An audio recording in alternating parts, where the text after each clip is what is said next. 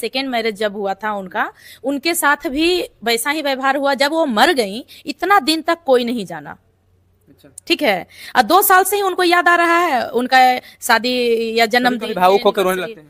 तो इतना दिन से कहा नहीं, जब इतना ही प्यार था तो उसे ऐसा क्यों किए कि वो उसको मरना पड़ा?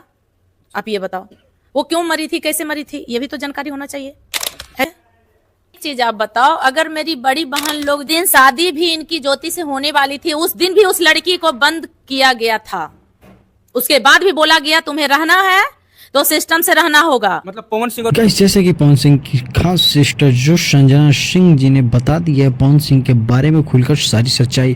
गाइस, पूरी वीडियो देखने के लिए हमारे चैनल पे एकदम बने रहे। बता दें आप सभी को, चैनल को सब्सक्राइब नहीं किया तो प्लीज़ चैनल को सब्सक्राइब करके बेल आइकन को दबा के ऑल पर करके जरूर एक वीडियो पर लाइक कर दीजिए।